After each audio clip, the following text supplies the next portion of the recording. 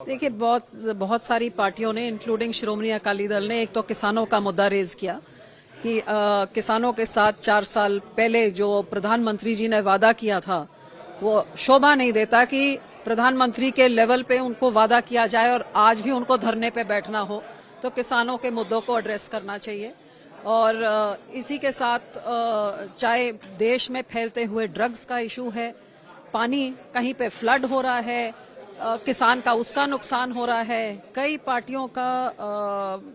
एक राज्य में पानी के मुद्दे को लेके कुछ बोलते हैं, साथ के राज्य में जाके जैसे हमारा एसवाईएल का मुद्दा है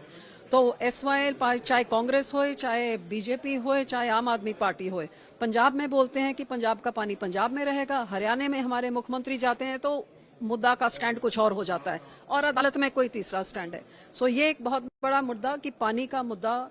डिस्कस होना चाहिए ताकि सबका स्टैंड क्लियर हो और देशवासियों को पता लगे कि कौन सी पार्टी कहां पे खड़ी, ये दोगली राजनीति बंद होए। सो ये मुद्दा भी मैंने और आखिर में मैंने ये भी रेज किया कि जैसे दूसरे पार्टियों ने कहा कि जांच एजेंसियां का मिसयूज हो रहा है, तो जहां पे मिसयूज हो रहा है ये पिक एंड चूज। अब दिल्ली के मुख्यमंत्री जेल में हैं लिकर स्कैम में, वही स्कैम उन्हीं लोगों ने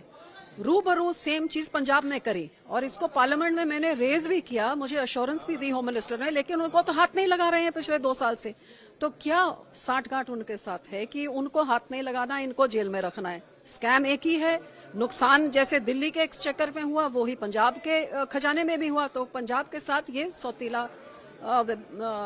क्यों भेदभाव? और आखिर में माइनॉरिटीज के ऊपर जो अटैक हो रहा है इसके बारे में भी मैंने भी रेज किया कि जो मुसलमान के साथ आप जैसे यूपी में कहा गया बोर्ड लगाइए, आपकी जात क्या है, आपका नाम क्या है, इसी तरह हमारे सिखों में जिन्होंने अमृतधारी सिख हैं, जैसे औरतों को जुडिशल एग्जाम में नहीं बैठने दिया जा रहा है। न्याय संहिता जो नया कानून आया तो पहले हमारे गंगानगर के प्रधान को उनको अरेस्ट किया गया, और वो किस लिए कि जो मंत्री गलत बोल रहा था कि गुरुद्वारों के ऊपर गुरुद्वारों को खत्म कर देना चाहिए, उसके खिलाफ बोले तो जिसने गुरुद्वारों को खत्म करें उसके खिलाफ नहीं, लेकिन जो उसके विरोध में बोला उनको एनएसए लगा दिया। सो ये कई मुद्दे से सबने रेज किया, हमने भी अपना। देखिए, बहुत सारी पार्टियों ने इंक्लूडिंग श्रोमणी अकाली दल ने एक तो किसानों का मुद्दा रेज किया कि किसानों के साथ 4 साल पहले जो प्रधानमंत्री जी ने वादा किया था वो शोभा नहीं देता कि प्रधानमंत्री के लेवल पे उनको वादा किया जाए और आज भी उनको धरने पे बैठना हो। तो किसानों के मुद्दों को एड्रेस करना चाहिए। और इसी के साथ चाहे देश में फैलते हुए ड्रग्स का इशू है, पानी कहीं पे फ्लड हो रहा है, किसान का उसका नुकसान हो रहा है। कई पार्टियों का एक राज्य में पानी के मुद्दे को लेके कुछ बोलते हैं, साथ के राज्य में जाके जैसे हमारा एसवाईएल का मुद्दा है